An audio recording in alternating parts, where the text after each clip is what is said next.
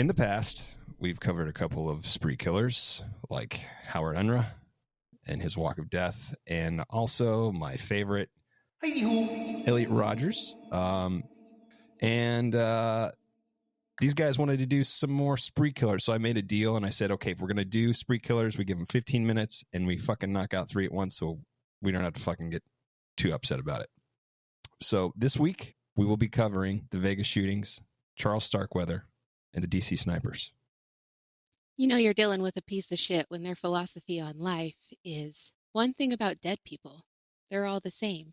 Well, it's one of those things where you can't be a serial killer anymore because law enforcement's too damn good for it. So what they want to do, instead of just blowing their brains out themselves like they should and normally do at the end anyway, they want to go out and take out people in mass numbers. So they try to find places where they're going to get the most done in the smallest amount of time. And here's 3 pieces of shit or 4 pieces of shit, 5, however many pieces of shit, we're going to go through them. Fuck, this is going to suck. Let's get angry. It's evil! Don't touch it! It's alive! I was with you. They're coming to get you. By the power of Christ. This is Me? Hello, Mr. Fancy Pants.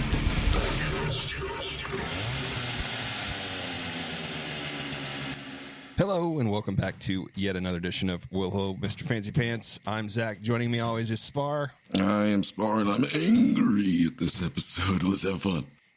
And Lindy. Hi. This feels weird that Todd's not here. I told him to get on. He looked at me funny. And then he left. Well, Screw you guys, Yeah, I'm going taking home. my ball and going home. yep. So, spree killers again, huh? Spree killers again. This Do you one want is... You want me to my blood pressure to go up? It already has. Yeah. Just thinking about this. Well, we have to give the people what they want, and this one was actually a listener request. So Yeah. That's true.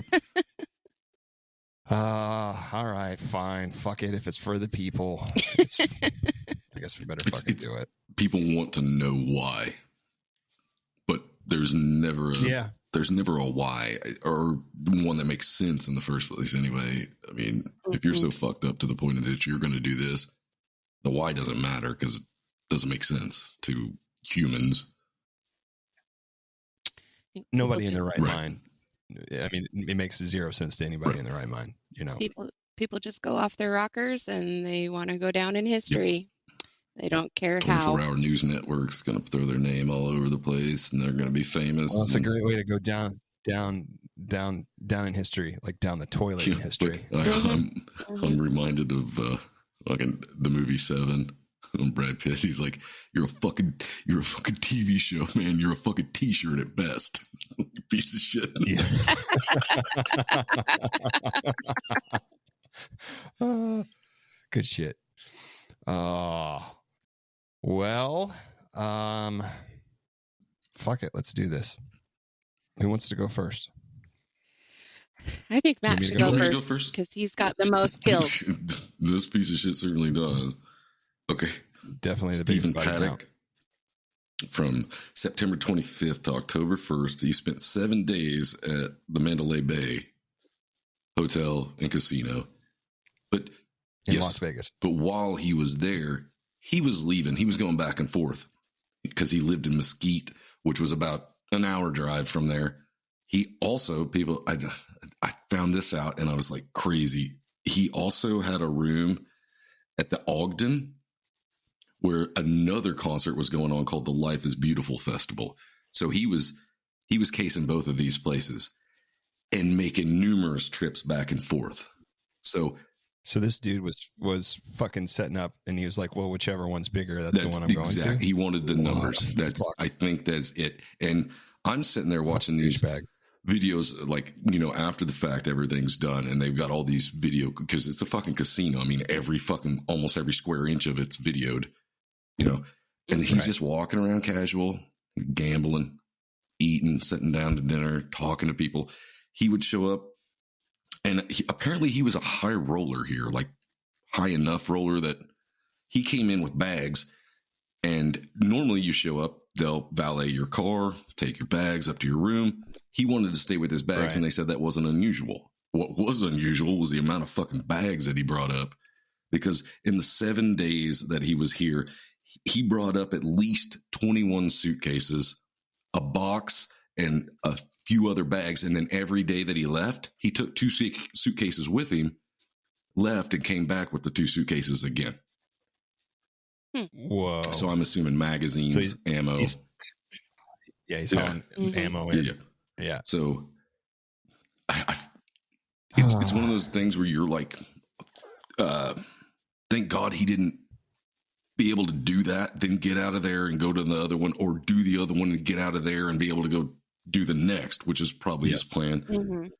But he rented room 135 on the 32nd floor of the Mandalay Bay, which was perfectly cornered, huge room that was overlooking that stage completely. And then 4 days after he rented that one, he rented 134, which is an adjacent room under his girlfriend's name. So he basically had 2 adjoining rooms, so he could go from one window to the other window. He did. And there was 2 ways into this where he was at. And one of them was like where the security would come up through. Well, he had locked that door up because one of the security guards had found it, and he had told him to leave these service trays that they would bring, like, you know, your food on and stuff like that. He asked for 2 of them to stay there. Well, what he did, he planted one in the hallway with a camera on it that was rigged up so that he could see when anybody was coming down, and all he had to do was stand in front of that door and fire straight through it, and it was going to hit anybody that was coming down that hallway. Jesus Christ. This motherfucker had 23 guns, hundreds of rounds of ammo, and it was about a 12-minute ordeal when he started, from the time he started shooting till he killed himself before the police got up there. So it was about 12 minutes. He could have saved everyone a lot of time and trouble and saved a bunch of lives and just put the first bullet in his fucking head. Yeah, that's what he should have done. He should have ate that. Walked up there with. Should have ate that son of a bitch. Should have walked up there with one revolver and one bullet. If he had any decency, he would have done that out in the middle of the desert. You're already there anyway. Nobody's going to clean that shit up. And feed the buzzards, motherfucker, you dick. So the fact that he was going from Mandalay Bay to the Ogden, back and forth, then going to his home, and then he had stopped off at another place and bought this high caliber rifle, and then went to a shooting range, then ended up coming back. And all the time that they got him, just watched him on the videos, just leisurely walk about, gamble all night long, having a good time. And it's just like, he's watching these people get off the elevator before he gets on it. He's like, oh yeah, those are human beings, motherfucker. And he has no sympathy whatsoever for any of it. Wow. You got to be really fucking checked out, man. Really fucking so checked they out. said at least, and I'm thankful that there was only 2 windows that he was able to fire out of, that he was firing out of, because they said at least 900 rounds were fired at the crowd, and there was at least 200 fired inside, because there was a security guard, Jesus Campus, that was coming up. It was just routine security check. He wasn't even armed. It was just routine. And he seen that door was wedged shut and locked. Like he couldn't get into it. So he made a call. Well, he went around, went back to the elevator and came up. Well, Steven seen him in his camera, because what he did was he had this service tray parked in the hallway with a plate like laid on its side, and the camera was underneath it so that he could see down the hallway. And he had one in the peephole too. So as soon as he seen him, he just started firing through the door, clipped this poor motherfucker in the leg. No, it didn't kill him. No, he was able to get a hold of Steven Shook, and then they started the process. And it was like 12 minutes, once again, from start to end of this shit. But man, when you're listening outside, like the concert's going on, Jason Aldean's taking the stage, he's playing the show. All these people are out there having fun. The dude starts off with like small shots, pop, pop, pop. And I don't know if he was trying to hit Jason or if he was just trying to get his accuracy down. Some people think he was trying to hit like the like the gas tanks at a nearby airport, which wouldn't fucking surprise me at all because like Killdozer, he tried to fucking do that. The fucking idiots at that one school had all the bombs set. Columbine had all the bombs set, but they were too fucking dumb to get them to work. Thank God. And so that might have been what he was doing. Yeah, rack up more numbers. But he just starts fucking just spraying. Yes, and he had the shit. I can't think of the name. Bump stocks. Yes, he did have bump stocks, but this fucking idiot would have done without them. It wouldn't have mattered. And if he didn't have guns, he would have done something else. Who knows? I was going to say he was on the 31st floor. 32nd. 32nd floor. So he wanted the best. He had the absolute perfect view of where he wanted the crowd. He wanted where the crowd was. And it starts off like he's concentrating spray. And then toward a few bursts later, it gets to where he's just spraying, just spraying bullets out there. And you watch the videos of these people hiding behind fences, and the fences that they were behind, it's like, that's not going to stop what he's shooting, because he wasn't just using ARs. He had bigger guns too. But man, did he have some, I mean, lots of ammo and lots of backup and lots of guns. It's like, because you shoot one with a bump stock, it's going to get hot. Throw it down, grab another one, and then start firing again. It's fucking and it. So 59 dead. I heard 60, over 500 injured, and then it's just when they did. I hope he's in hell. I hope they're shoving pineapples up his ass. Big ones, large, and then large pineapples. Whenever the SWAT team gets in there to blast up, but I heard like police response was in like 12 minutes. Fucking awesome. That's good police department work. Mm-hmm. But I heard it was like over an hour after the shootings before they finally got up to the room to get into it, where he breached the doors and blew him off, and he had already shot himself in the face like a fucking coward piece of shit that he was. And then it turned out I had heard that he felt disrespected by the casino because he was a high roller and they weren't treating him good enough. Well, my fucking diaper's wet.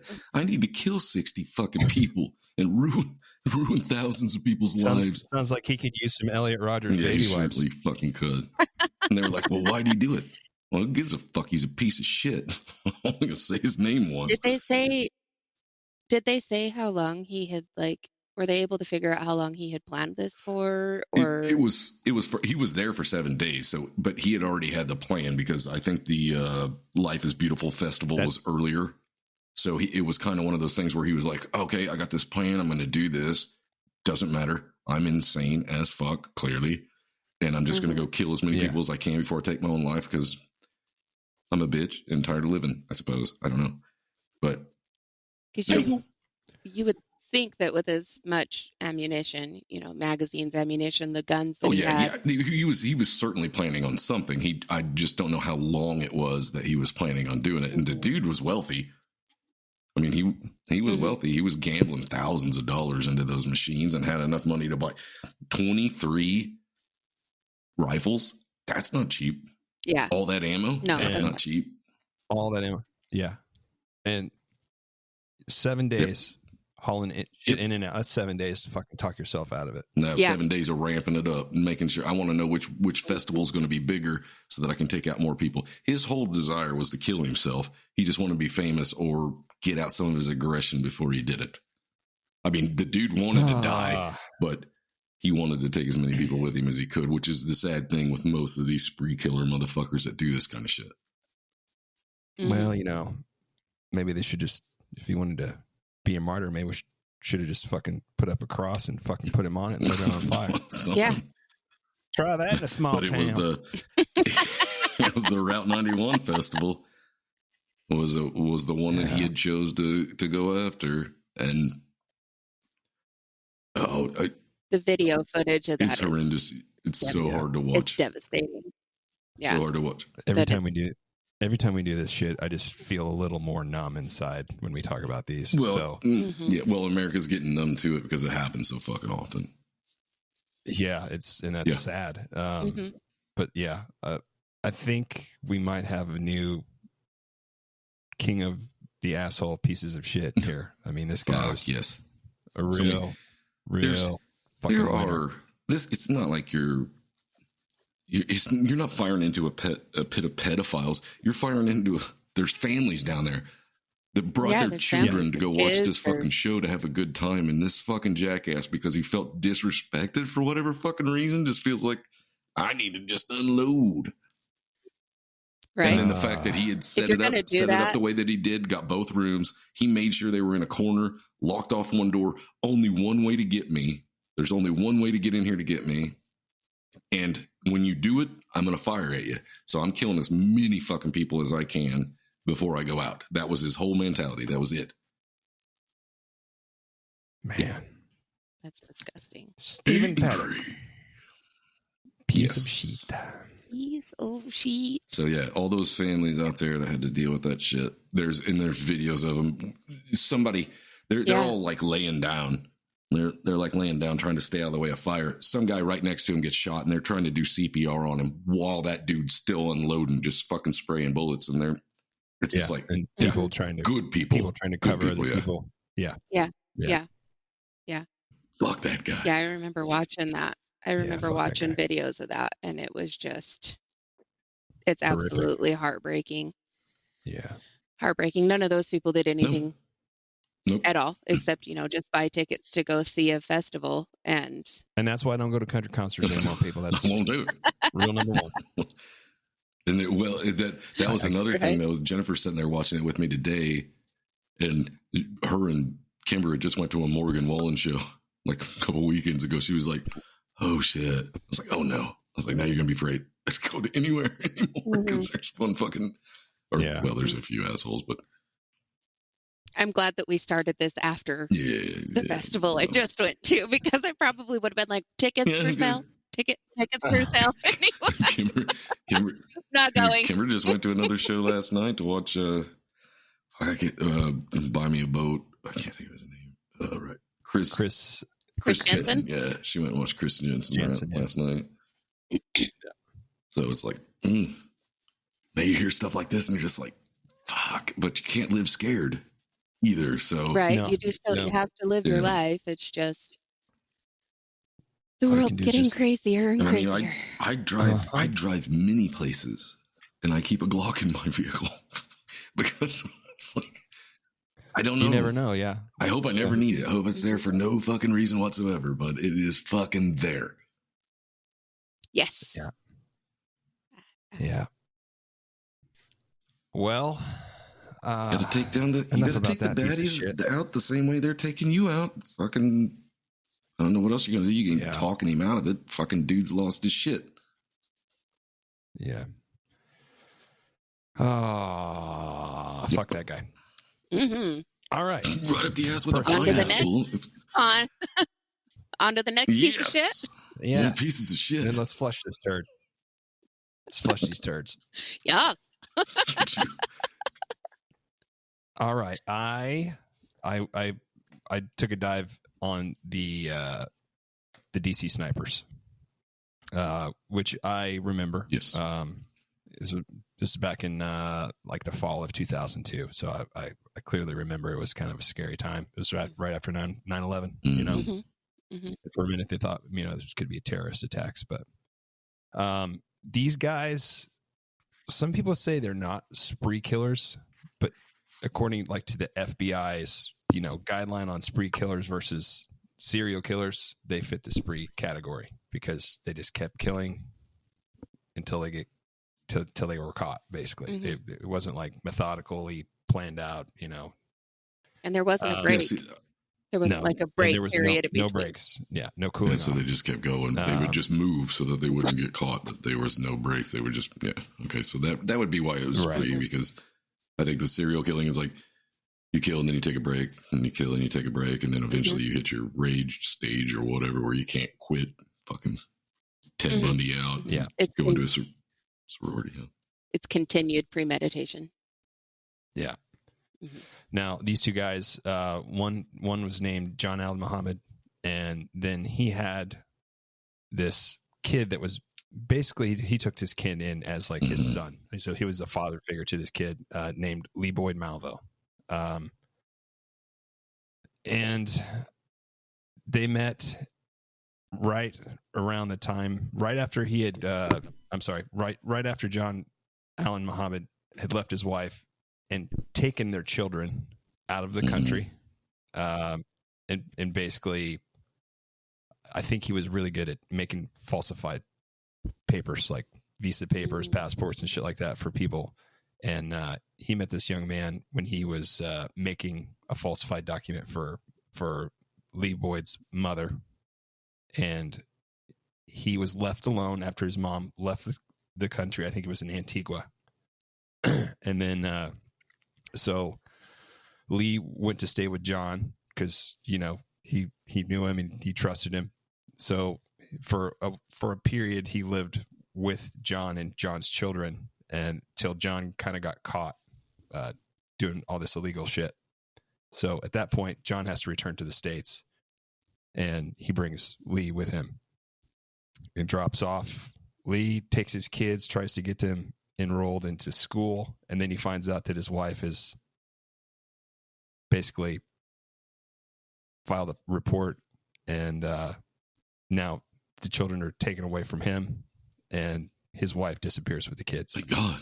So he was a little upset about this. So I think he's in the Washington area, Washington State area, and after he dropped off Lee with his mother in Florida, Lee traveled back to Washington to be with him, and when by the time that Lee got to him, his kids were already been taken away, and at that point, it was chaining this kid to a fucking tree in the dead of winter for hours, and basically just like training him to be interrogated and get through it and fucking take people out. He would have this kid play like specifically like Tom Clancy video games where you're sniping and shit like that, just to kind of desensitize him. By the way, I love those games, and I'm still not going to want to go out and shoot anybody. Right. Yeah. That's Well, right. it's disgusting when you can groom a child that way. Treat a child that way to make him. It's fucking sick. So in 2002, Tacoma, Washington, this 21-year-old named Kenya Cook is shot point blank by Malvo at her aunt and uncle's home. And it's believed that this home was selected because they were friends of Muhammad's ex-wife. And then he basically used this as a test.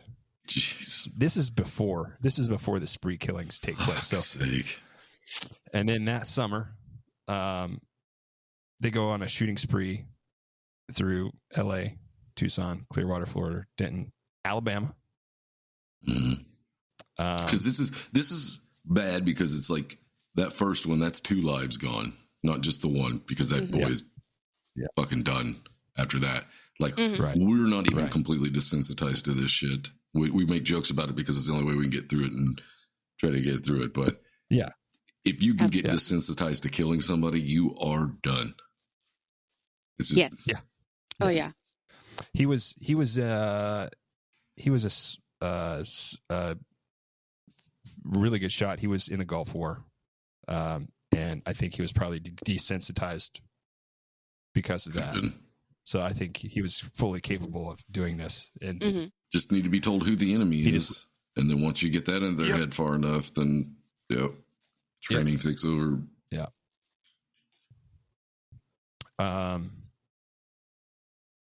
Yeah. So before all this other shit happened, they're in Montgomery, Alabama, and they shoot 2 women in a car. I think it's outside of a liquor store. Okay. That's one of these on this shooting spree. And that's what will tie in later on and get these guys caught, because they get fucking caught. They usually do. Yeah. Or just start losing it and go for it anyway because they don't care anymore. Yeah. So these DC sniper attacks officially started on September 5th, 2002. And they took place in Montgomery County, Washington. Okay, so that's kind of confusing because you're in Montgomery, Alabama, Mm-hmm. and then Montgomery County. Like a Springfield in every state. Yeah. Yes. So for 3 days, Malvo and Muhammad trailed this guy named Paul LaRufa. And on the third night, around 10:30 that night, Paul LaRufa, 55, shot multiple times outside his restaurant. I think it was called Margelina. Before they steal his laptop and about $3,500. Wow. But he survived. He didn't get a look. He didn't get a good look at him, but he survived. Good deal. Yay. So Ray of hope anywhere is good. yeah. Yes. And then as far as the public was concerned, there was no tie-in until September 14th. And in Silver Springs, Maryland, around 10 o'clock that evening, there's I can't pronounce his fucking name. A 22-year-old is wounded and shot outside Hillendale Beer and Wine. And then on the next evening, Maryland, another person shot and wounded closing a liquor store. Did he have a thirst for the liquor, or was he? I don't know. Was he just near one anyway, or?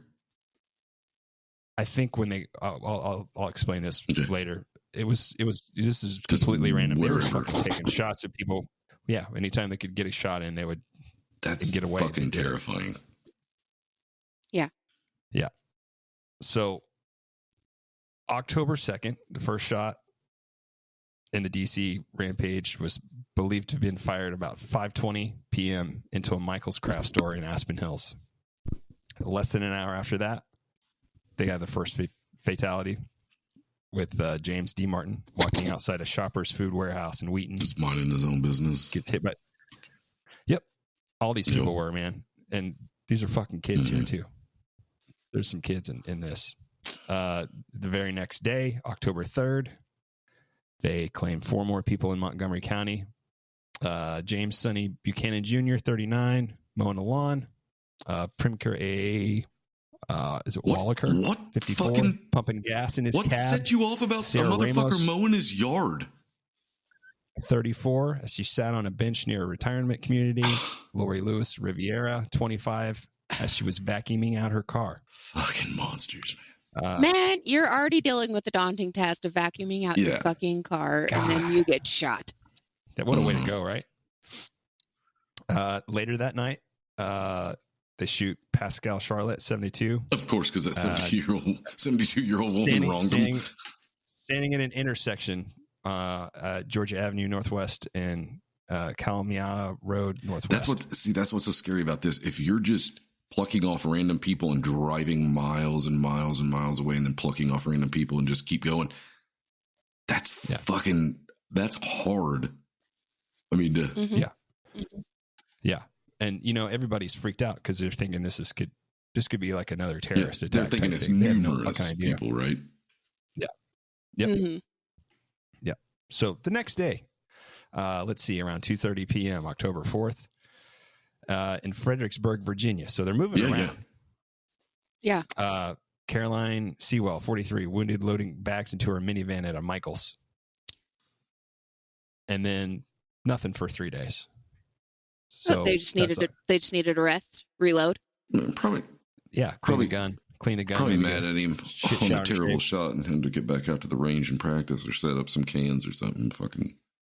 Right. October 7th in Bowie, Maryland, around 8 o'clock in the morning. 13-year-old is critically wounded in front of Benjamin Tasker Middle School. For fuck's sakes. Yeah.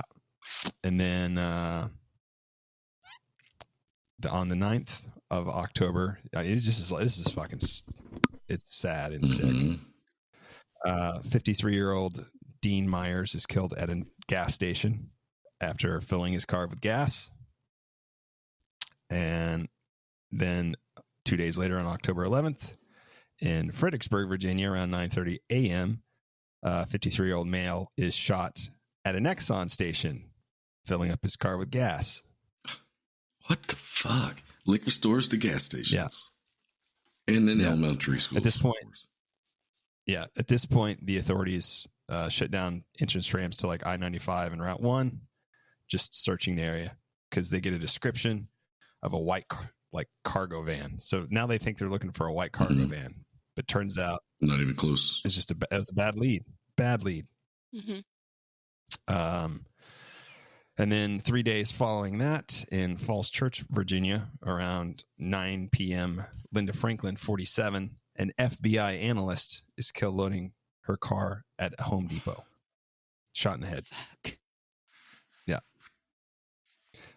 The biggest break in this case came, ironically, from these two dipshits. Apparently on October 17th, they made a call to a police helpline, claiming to be the ones responsible, and fucking BTK type shit, got cocky as fucking yeah, and they demanded I can't remember how much, millions of dollars. They'd be like, the shootings will continue until we get $14 million wired to whatever, some Swiss bank account or some shit. Whenever people demand that kind of shit, I always go back to Bill Burr when he's like, he's going to come out and be one of the hostages. Somebody's got a gun to his head and he's like, I need a helicopter. He's like, dude, ask for a rent-a-car. Ask for a rent-a-car. I know you're not getting a fucking helicopter. Ask for a fucking rent-a-car. Right? Yeah. I'm trying to lighten it up as best I fucking can. Right. Oh, dude. Somebody needs to, man.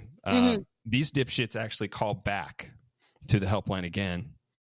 To a different BTK type shit. Once your ego gets so fucking high up there, do you think you're fucking untouchable? They basically say, look, dipshits, we're the ones fucking killing people. And he says he's responsible for the murders of these two women during a robbery at a liquor store in Montgomery. He says Montgomery. Now, they're in Montgomery County. So he thinks Montgomery, Alabama. Okay. Yeah. Of course I would. No. At first they think they assume they mean Montgomery County. Oh, okay. But the FBI figures that out and like, hey, what about Montgomery, Alabama? And then they go back and look, and sure as shit, that's what sets this chain of events that lead to the capture of these pair of fucking dipshit motherfuckers. They had already taken samples of the bullets, some of the victims themselves. Yeah. And so they knew they were dealing with the same person. They were using the same rifle. And then they tied it all together, found out that there was a fingerprint on this ballistic evidence. There was a shell casing found at the scene in Montgomery, Alabama. That they had not been able to trace back to anyone because they didn't have the FBI's database. But the FBI's database traced it back, and they knew who the fuck they were looking for. Through the FBI so much lab. Better these days when we do stories about good law enforcement than what it is in the past, when it's like, we don't fucking know. Just run through the crime scene. That traced it back to Lee, the kid. Okay. Okay. So from there, they start to, look in, and they realize that they find out that this name keeps coming up. This man keeps getting mentioned, this John Muhammad guy. So that's when they realized that this was the same person that called the tip line for the first time. So now they know they've got two fucking suspects probably working together. And then they get another tip called in, and this tip, whoever left a tip said, look, I think I know who this is. They're using a Bushmaster 223 rifle. I think they were at my fucking house, and they were fucking shooting it on a stump on my property. Oh. So the cops go out there, or the FBI goes out there. They dig up the whole fucking stump, send it back to the fucking lab. Get the bullets out of that motherfucker. To analyze it. And then they know they got the right guys because the bullets match. They know they're using the same rounds. They're using the same fucking Bushmaster's fairly inexpensive as far as.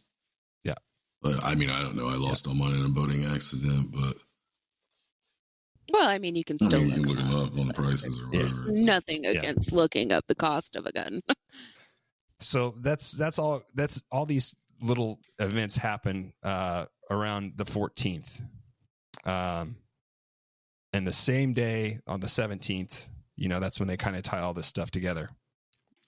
2 days later, a gentleman named Jeffrey Hooper, 37, was shot and wounded in Ashland.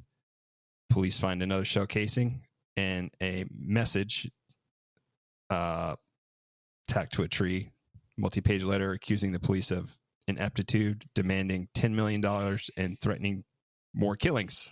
Fucking the fucking ignorance of these sons of, and plus you're standing there. Here's a question. I mean, it just popped into my head. You're standing there pumping gas to get hit with a shot. How long does it take before you know?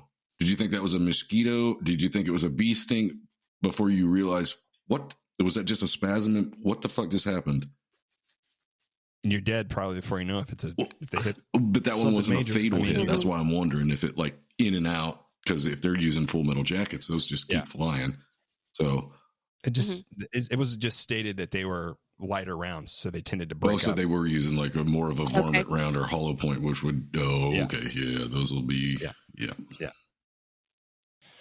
Also at the scene, they find a tarot card, which was death. It was they fucking card. Watched a movie, didn't they? I swear to God, they watched a fucking movie and thought they were cool leaving that shit. Well, that's pretty cliche anyway. Scrawled at the top were the words "Call me God." Oh, the audacity! Yeah, okay, okay. 50 caliber. That's what they call God. You fucking idiot! I think these guys were probably hung like fucking mosquitoes. Mosquitoes. That's my guess. My dad used to say hung like a stud field mouse.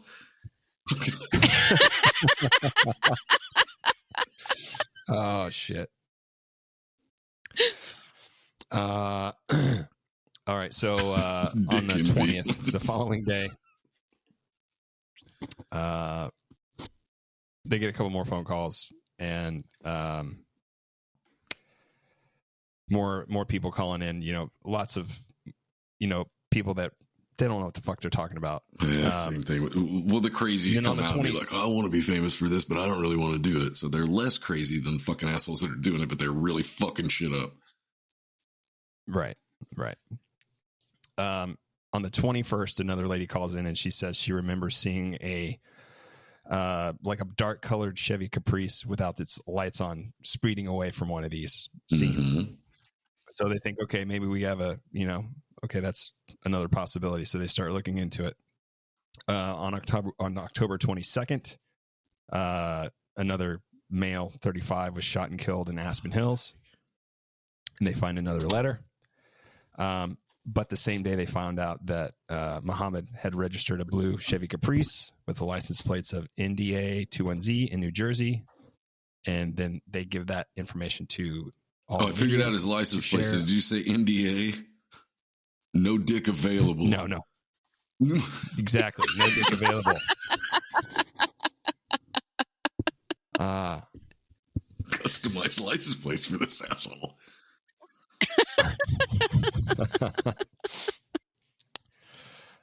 So that early morning on October 21st, they shortly after they announced that they were looking for Muhammad and for Malvo in a blue 1990 Chevy Caprice, they arrest Muhammad and Malvo at a Maryland rest stop.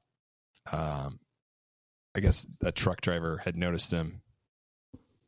He was like one of the few people in this rest stop, but he noticed the car, noticed the license plate. So he immediately called the tip line and he fucking blocked the exit. Like he just took his hang on. Fucking blocked it. So no shit. That's a deal with some balls when these guys. Yeah. Mm-hmm. And he said you better come. He's like, I got the exit blocked. They can't get out this way. So they discovered they were found sleeping in their car with shitload of evidence linking into the shootings inside the vehicle. I guess they said it looked like they hadn't bathed in weeks and they smelled like fucking shit. The cops figure that they find out this car has been modified and it has a hole cut out in the trunk near the license plate and they were using this. Would they fucking lay car down as the a back sniper nest. seats and shoot out through the? They were shooting through the fucking trunk of this car. Fuck's sake. That's how they were taking everybody out. So in the car, they find the Bushmaster 223 caliber rifle. They find the scope. They find that the back seat had like sheet metal removed between the passenger compartment and the trunk, so they could get in and out, Back and forth into the trunk from the back of the car. Shoot, Yep. Get back in here, fold those back up, and sit in the front seat. And it seems like we're just passersby. Yep. And on the owner's manual to this car, the FBI lab detected with like a laser detector that they had written all the one of the demand notes on that. So it had come through like from the paper that they were writing on, right? Okay. Yeah. And then they also found a digital voice recorder that they had used when they called in making their demands to the helpline. And then the laptop stolen from one of the very first victims, and maps of the shooting sites, getaway routes, walkie-talkies, and all kinds of stupid bullshit like that. Well, hell yes to good police work, and hell yes to that fucking trucker. I got another hell yes. John Allen Muhammad was put on trial in Virginia, where he was found guilty on multiple counts of murder and other charges. In 2003, he was sentenced to death and later executed in November of 2009 by lethal injection. injection. There you go. Yes. Burnt like a motherfucker before you went. Just to prepare you. Now, Lee was a minor. Lee Malvo was a minor at the time. He was tried in Virginia in 2004, found guilty on multiple counts of murder and other charges, and was sentenced to life imprisonment without the possibility of parole. I feel bad for that kid because he was, trained to be that way, but also it's like, is he ever going to be safe to be back out? I mean, you know what I mean? Probably not. It's tragic, but still, I mean, you got to know right from wrong. Yeah, at that point, you'd always be a danger to society. Yeah. What would it take to set you off again? What would it take to... And it's a shame that you got fucked with so hard that you turned into that. But, I mean, that's not our faults either. Yeah. So, I mean, what are you supposed to do? Yeah. Exactly. I think the only good thing about this particular incident was these guys were captured alive and put on trial, and the victims' families, they have to feel a little bit better knowing that, number one, that dude's that fucking douchebag piece of shit is fucking dead, and the other guy's never getting out of prison. Yeah. Mm-hmm. So, and he's probably getting fucked up the ass every goddamn day. I hope it's rough too. I do. I hope it's rough. I hope he doesn't like it. That's all I can say. I just hope he doesn't like it. What if we can have a video of him on there with tits, smoking a cigarette and sucking another guy's dick? Thanks for that, Matt. I'm trying. That's about this because I hadn't thought about that until just now. Because I knew he was breaking this up, man. It's fucking rough. I know this is fucking rough shit. That's why I do too. But dude, they happen. You can't sweep it away. It's fucking that shit, and it can happen again. Fucking we gotta. Unfortunately, things like this are becoming more. Yes, and I don't know what to do about like the mental fucking bullshit that causes this, because it isn't. You're gonna find a way. I mean, God, it's such a fucking. Just don't. How about that? Just don't. It's just such a difficult conversation to get into, because it's like, what are you gonna do? I mean, Yeah, I know Nike says just do it, but I'm saying just don't. And I don't believe that suicide is the best way to go, but if you're going to turn a gun onto a shit ton of people, maybe you should just end your own suffering and turn it on yourself. Wrap that motherfucker in a tortilla and later, motherfucker. AMF.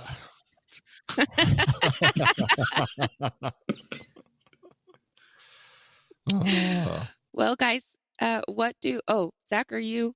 Is that I'm good. the end? Yeah, okay. I'm fucking done talking about that shit. I'm gonna sit here and feel numb for a minute, and then I'll be okay. All right. Well, unfortunately, mine is. Mine is not any easier. What do Terrence Malick, Bruce Springsteen, and Quentin Tarantino have in common? I like Quentin Tarantino and the boss. I'm not sure what they have called.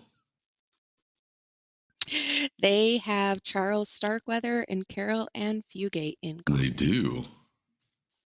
They do. What? Natural Born Killers. Oh. The album Nebraska and Badlands were all written about this killer couple. So to get were in, these, where were they at? they were in Nebraska and Wyoming. Okay. So to get into their story, I'm going to give you just a little bit of a background. So Charles was born in 1938 to a poor family. He had genu varum, which is a birth defect, and it caused his legs to be misshapen. He also had a speech impediment. So naturally, as kids do, they teased the shit out of him. That's what kids right. do. That's What do you have, kids like a do. lisp or Makes you what? tough. Was it? It's supposed to toughen you up. I think he stuttered and just had a hard time with pronunciation. Okay. It was later discovered that he actually couldn't see, so he had a really hard time reading, which caused him to basically mispronounce words. So it wasn't really a speech impediment. It's just he couldn't link the words So it in just his stuck brain in his because he head, couldn't though. see. Okay.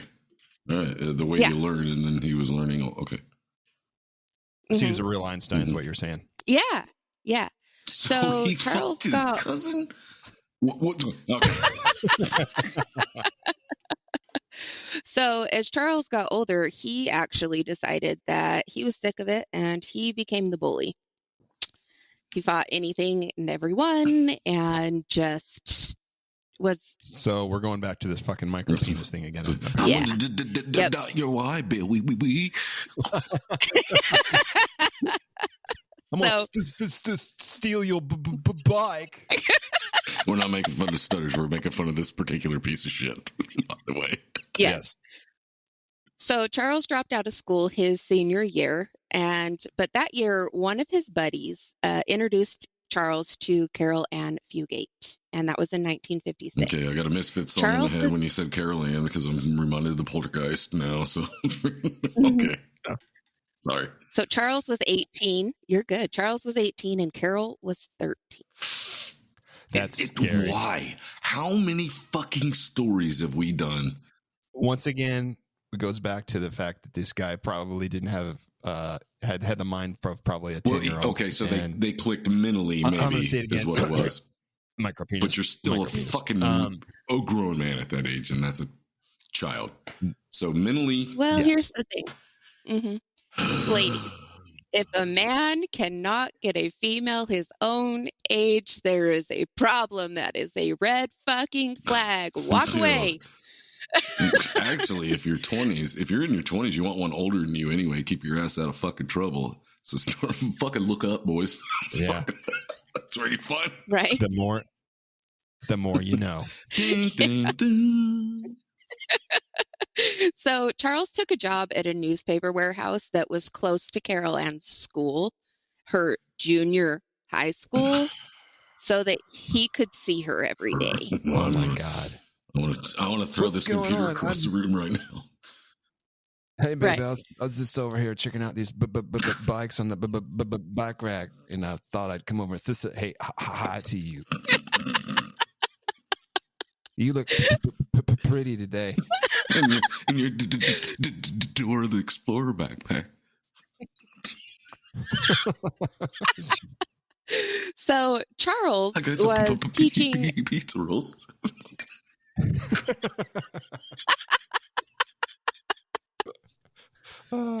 Charles was teaching Carol to drive, and they were driving Charles's father's car. And Carol actually wrecked the car and totaled it, which was kind of Charles's dad's way of finding a reason to kick Charles out of the Too house. bad he had his Besides the seatbelt fact that he on. was violent. Yeah. So Charles got thrown out of the house, and then he decided he was going to quit the warehouse job, and he was going to become a garbage collector. I mean, he's already a giant piece of Piece garbage of stuff. shit. Okay, well, Yeah. let me calm down So- on that a little bit.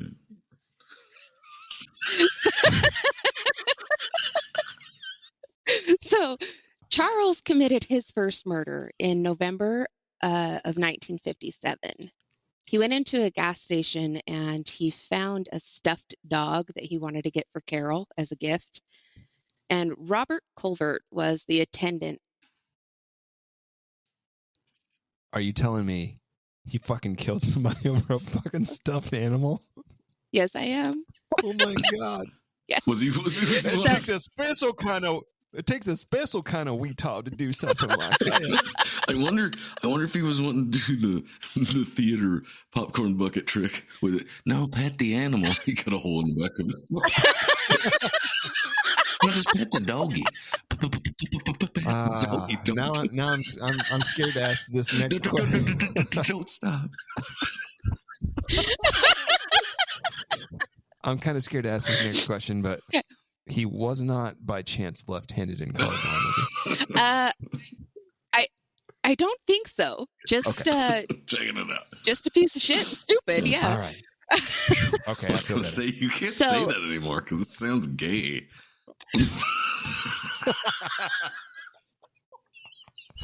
Oh, now you're on a roll. So Robert Colvert was the attendant at the gas station, and Charles had told Robert, "Hey, I don't have enough cash for this stuffed dog, but I really want to get it for my girlfriend." And Robert was like, "I'm sorry, I can't give this to you on credit." So Charles decided that he was going to go back to this store 3 times that day. He went in for cigarettes, then he went in for gum, and then he went back in wearing a hat, bandana, and carrying a shotgun. This is the okay. Did Ralph Macchio and his friend leave before them with a can of tuna in their pocket that they accidentally forgot to pay for?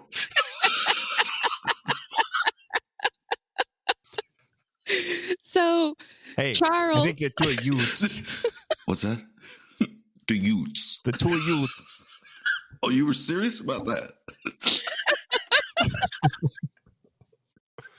Oh. So Charles robbed the store, and then he forced Robert to drive them to a remote location. And Charles shot Robert several times in the head With a shotgun? Wait. with a shotgun. What the fuck? A bit overkill? For over a stuffed animal? Yeah, I'd say. I'm telling you what his plan was. Shooting somebody multiple times in the head with a shotgun is overkill. Yes. Yeah. Over a stuffed animal is definitely Well, he overkill. probably shot him the first Definitely time. He's like, overkill. motherfucker, now you got blood on my fucking dog I was going to buy. Fucking, he got pissed. I can't believe you. Charles decided that he was going to tell Carol about the robbery, but he conveniently left out the murder. Well, yeah, as one would. So It seems less romantic if you bring home a stuffed animal. He's like, I had to kill a guy for this, but That you killed. That's red. That's red. Paint. Not the blood. I was So- painting a heart for you on the water tower.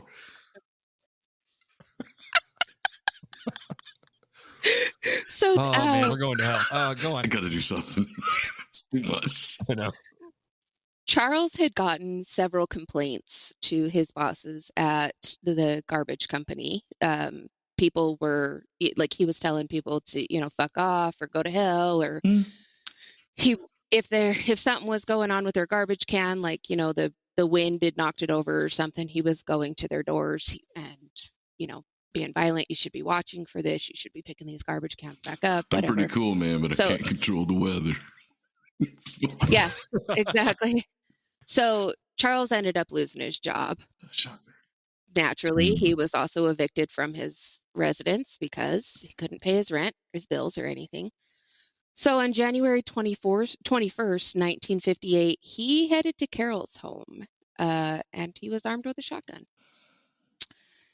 Carol's mother, Velda, and her stepfather, Marion Bartlett, told Charles that he needed to stay away. He needed to stay away from Carol. He needed to stay away from the house. Trigger warning. Okay. Charles decided that. Okay. What are we? Did you say trigger warning on a spree killer episode? Minutes into this motherfucker. She's like, okay, trigger warning. This You've is made it this far. Trigger warning for child violence.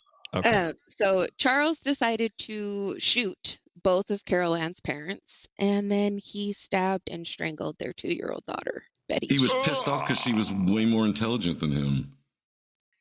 No, yeah. he was pissed off because her dick was bigger than his dick. It was a mixture of things, I feel. Yeah. So many. How did you put that feelings. puzzle together so quick? That took me 14 years. So to this day, it is unclear on whether or not Carol Ann knew, or like if she was home when he got there, or if she came home later and her family were already dead and he had already put them, like hid them in the outbuildings around the property. So we have a bit of a frightener situation here, is what you're telling me. Yeah. So she says that she was not there. She had no idea that her family was dead. He said she was there and she participated. He didn't say it so quickly, but we get it. No, he did not say took it a so minute. quickly, but... So the couple did post a sign on the door of Carol Ann's house telling people to stay away because the family had the flu. Okay, sounds like involvement to me, but also could be held. Did they write it in crayon? She did write it like an elementary school child. She said that the way that she wrote the letter was basically a plea for help. Oh, trying to make it seem like it was a kid that did it so that the people would come in. Or he did it and she knew he was so fucking stupid that the R was backwards and whatever, didn't know how to make a Z. Don't make fun of me. Yes. So I just got Monty Python. They're like, well, you wouldn't write you would just say so maybe you write numerous.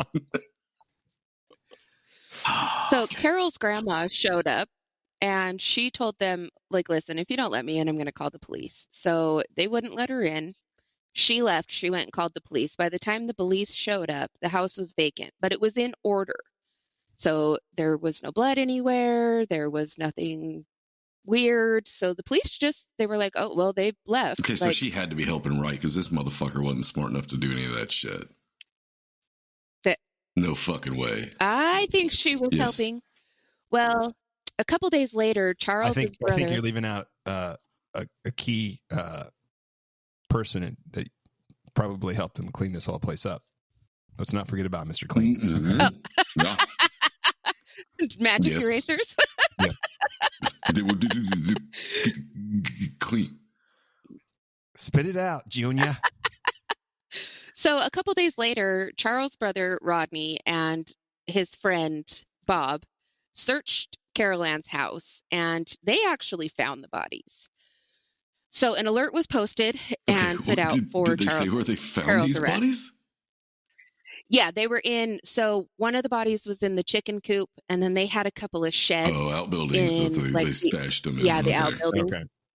So they were stashed. I was going to say whether the cops didn't bother with every room or closet, or it's just like, well, it seems clear. No. Yeah, they looked around the house. They didn't see anything out of place or anything, so they were just like, man, fuck it. Looks good. Looks like they didn't check the outbuildings because nobody would hack up a body in an outbuilding. Just the big, beautiful bald man sitting on the counter with his arms crossed, looking majestic. So after leaving the house, the couple went to August Meyer's farmhouse. August, believing the couple's car had been bogged down in mud, led them to his stables to get horses. August was going to let them borrow the horses to go pull their car out of mud. Yeah. Yep. So as they were walking to the stables, Charles pulled a gun to August's back and shot him in the head. Fuck. Then another trigger warning for animals. Then Charles took the butt of his shotgun and beat the dog to death. Well, I could see why the dog would be angry that you shot its father that he loved. So yeah, Right. okay, what a fucking Right. So then the couple fled, and this time they actually did get their car bogged down in mud. So they abandoned the car, and two teenagers, Robert Jensen and Carol King, stopped and offered them a ride. Sitting behind them, Charles pulled a gun on Robert and forced them to drive them to an abandoned storm cellar. wow. Charles then shot Robert in the back of his head, Fuck's sake. and there's conflicting stories on whether or not. So it's said both that Charles violently raped Carol and then killed her. It's also said that he attempted to rape Carol, couldn't, got pissed, and that's why he killed her. It wasn't big enough to get in to like. Okay, well that could happen. I mean, she must have had an outie belly button. Yeah, I don't know. Like, didn't know where to put it, or Yeah, I mean, Yeah. couldn't find the ear canal. I don't know. Nostrils weren't. Her nostrils were not big enough. No, I'm She's a thinking little of the stuffed room. up. The room was like, fuck that navel. Fuck that navel. Okay. Didn't we do a fuck by the navel? The fuck episode. Yeah. Where the guy's last name was fuck Mhm. by the navel.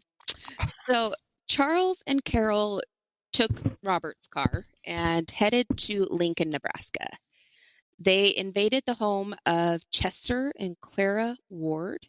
Man, all these names from the Fuck, 50s you don't are fuck like with a so Chester, wild. it seems like. I don't know why. No, Unless No. your name's Charles. Yeah. Charles Starkweather. So Charles stabbed their maid, Ludmilla Fensel, to death. What the fuck did she And do? she did nothing. She was just there. And then he broke the family's dog's neck. So she was a French maid, but she could speak English better than him. He got pissed and stabbed her to death. That sounds right. Okay. Yeah. So Clara wasn't home, but when she got home, Charles stabbed her. Naturally. Chester arrived later that evening, and he was shot. Charles and Sounds Carol. like a big man. Tough Sounds like a dude, big tough man. dude. He'll stab all the fucking women. Stab the women Yeah. to death. Yeah. I'll save the He's like- bullets he's for like a- men who might be able to fight back. So this is where I believe that Carol either knew that her family was dead or was complacent in the murders. Charles and Carol took the newspaper from the Ward's home and they clipped out any articles that were pertaining to themselves and the murder of her See, family. that is so much like the movie you was talking about at the beginning, Natural Born Killers, where Yeah. she wanted him to Mhm. kill Rodney Dangerfield, and Yeah. So the couple then stole the Ward's 56 Packard and what a they sweet fucking stole ride. God, what a fucking hunk Right. of shit. Okay. and they stole all of the jewelry from the home so that they could fence it on their way. So they decided that they were going to head out to Washington, which is where Charles's brother lived. And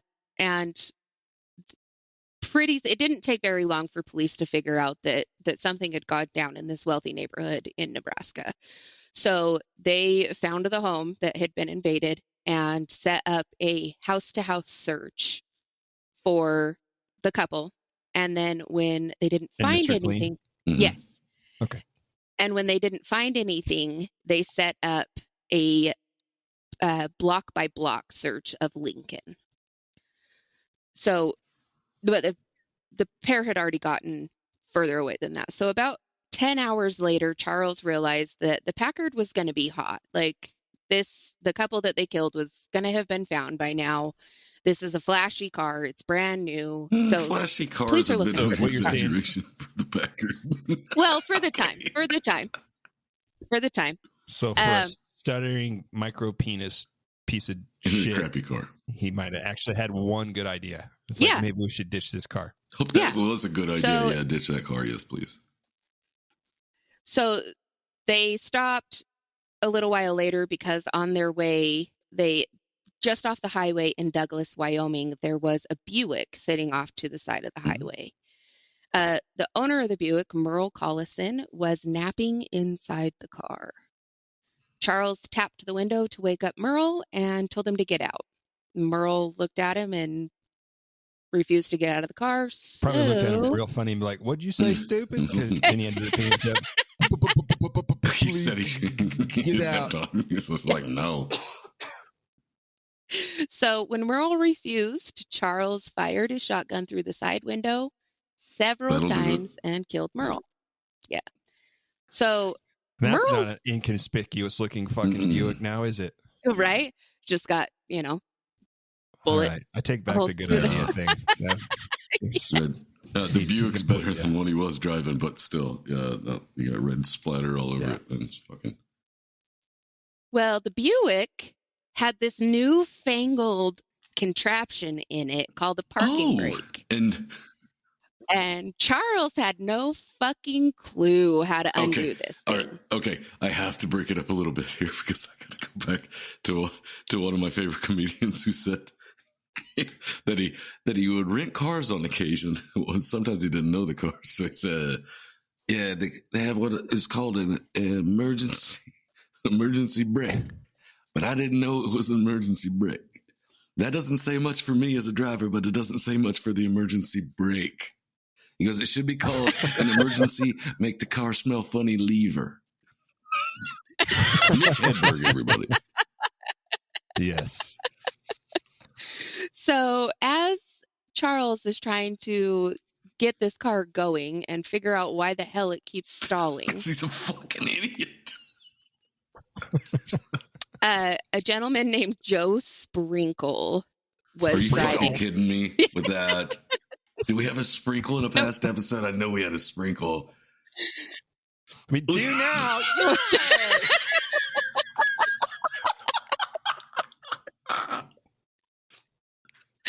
We So- don't like Now it's all time sprockets will be So- nuts. now is the time on sprockets when we dance with sprinkles. So Fuck's Joe sake, Zach, it seemed like our saw, episodes went so smooth. Our stories went so smooth. Lindy gets on here and she just tears it up with comedy and fucking going crazy with I shit. know. so Joe saw that there were two cars on the side of the road, and one of them was having trouble getting away. So he thought, oh, well, maybe I should stop and offer some assistance. So he stopped and he climbed into the car and he disengaged the brake. And he looked over and he saw Mr. Collison's body stuffed under the dash. Under Wait the a minute. dash? So they didn't even. Yeah, they had pushed It's him a because big Buick, man. Yeah. yeah. So Carol had already gone from the Packard and jumped into the front seat of the Buick. And when she did, she kind of kicked the guy up. And, there was a lot of leg room. Yeah. In those You can be a cars. huge person. What was it? It was like 14 Yeah. foot from steering wheel to fucking bumper in the whole cars, man. It was like, You could Yeah. fit a family of Yeah, 8 you in those could. motherfuckers. Easy. Yeah. So when he realized that there was a body in the car with him, he also realized that there was a fucking shotgun pointed at his head. mm-hmm. Joe, at this point, realized that whether he decided to fight or not, he was gonna die. So he tried his luck and he actually pushed against Charles and they started wrestling around for the gun. Fortunately for Joe, he was able to get the gun away from Charles. Fortunately for everyone, while they were wrestling for the gun, Deputy William Romer pulled up. And when Officer Romer got pulled up and out of his vehicle, Carol jumped out of Collison's car and she started screaming to the officer as she was running to him. And she said, "He's going to kill me. He's crazy. He just killed a man." So Charles, Fucking smart woman. yeah, Charles jumped in the car into the Buick and he took off. So Romer stayed back, identified Starkweather because Carol was with him. He put in a call and said, "Hey, this is who's on the run. This is the car. This is what we've got." So the sheriff put up roadblocks.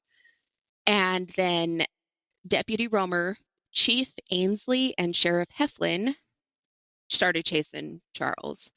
They got up to speeds of over 100 miles an hour through I Douglas wouldn't have County. done that in the other car.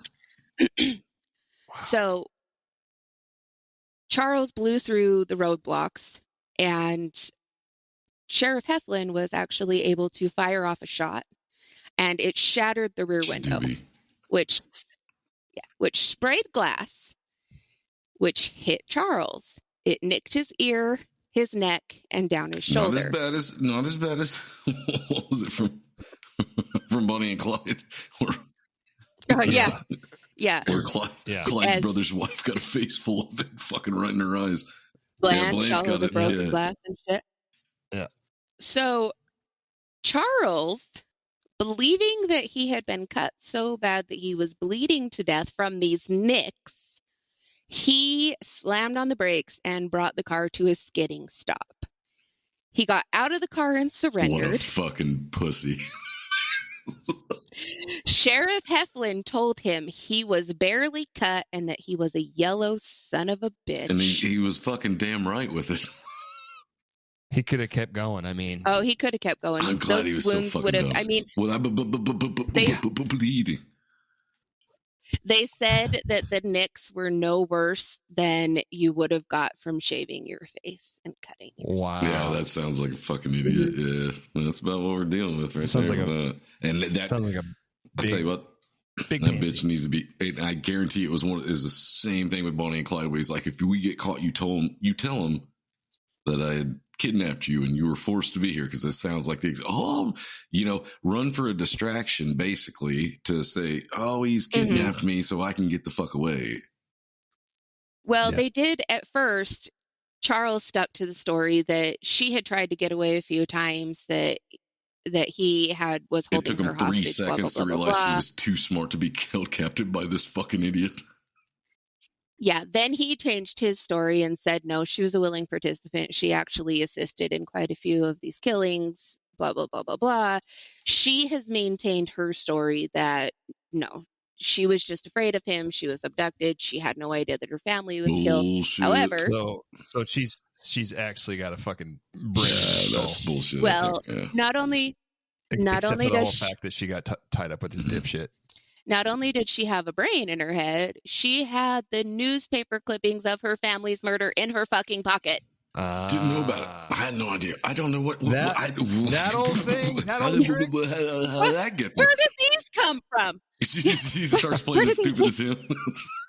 I don't know where they came from. So Charles was executed by electric chair on June 25th, 1959. That's got to be one of the worst ways to go out. I can tell you. I hope it was that one dickhead from the Green Mile that didn't wet the rag, too. Fuck that guy. Yeah.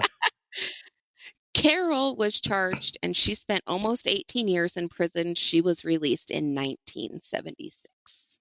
Why? Wow. Because she has a twat. That's why. It's fucking unfair as hell. She was a minor.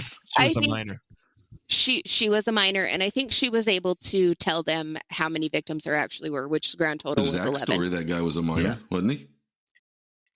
Yeah, but there was proof that he had participated in the seems killings. like a lot of proof on this one too. It's like this dude was too fucking stupid to have pulled this off. I mean, Let's not forget his micro penis and all that entails, because we've came across a few. Oh yeah. Okay, go with that, but so okay. all right. Well, we got three in there, and fuck, was and that now rough? I think we should be good. We don't have to do this again for a while, right? Please. Just can't take a fucking nap to save my life. Everybody say hi to Todd. Oh, hello, perfect to Todd. timing. You knew we were recording, and you know that I'm going to laugh. I know. Well, I'm glad that's over with, guys. We'll move on to the next. Anybody? That's right. Let's get this one behind us. My next one's going to be. So this was a listener request. So if you have a request, please email us at hmfppod@gmail.com, or you can just hit us up to the website, hmfppod.com. dummies.com. Please continue to like, rate, and review the podcast. It really helps us out a lot. Even, leave a comment. You can leave comments on Spotify now. You can leave comments on the YouTube channel. It really helps the algorithm, gets more people to where they can see it. Puts the podcast in front of more eyes. Did I miss it? Doesn't sound like it. We're torturing ourselves with these episodes sometimes because when I go through them, I'm not kidding. The other day I was sitting down writing down notes with tears fucking rolling down my face while I'm watching this fucking video, and I'm just like, I got to do something to make it bearable. So I got to come up with something that's funny, but I didn't have anything, so I just have to do it as I go. And it's just like, I was like fucking wiping my eyes. My wife's like, "What are you watching?" I'm like, "Fucking story we have to do." Yeah, I've had a lot of those moments right now. Mm-hmm.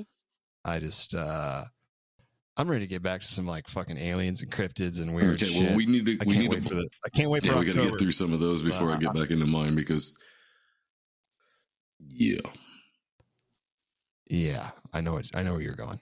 Mm-hmm. I think we all have place. some pretty big episodes coming up. So I'm going to take some time off from. I'll take some time off from this. I'll be like, I'm doing ghosts for like a month, probably. When Yeah. Mm-hmm. Well, guys, thanks for hanging out with us. We will see you next week. Thanks for hanging out, guys. Yeah, buddy. Congratulations. We will see you next also, Tuesday. if we didn't bring that up on your nomination for certain things that have happened, I know you don't want to talk about them on here, but I'm going to go ahead and bring it up for your songwriting ability. Thanks, man. I appreciate that. I do. Got nominated for Songwriter of the Year by the Texas Country Music Association. Co-write I did with a good buddy of mine, Nate Burnham, super talented Guitar in dude. my hand, motherfucker.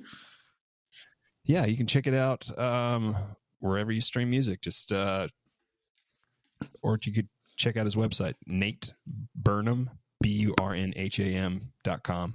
Got a lot of really good material. Fuck so yeah. Look, Zach's such a gentleman. He was just going to skirt that shit. Like, it's like, oh, this happens every day. It's not a big deal. I've said it before. Yeah. Handing Zach a compliment's like handing another dildo. They get the same reaction. It's the same fucking thing. It's All right, what am I going to do with out. this? No, you can't cut that out. I swear to don't cut that out. It's absolutely appropriate. I love you, fucker. All right, guys. Until next week, I'm Zach. Lindy. And we will see you next Tuesday. Later. Bye. It's evil! Don't touch it! I was with you. They're coming to get you. Black out of Christ. This is Hello, Mr. Fancy Pants.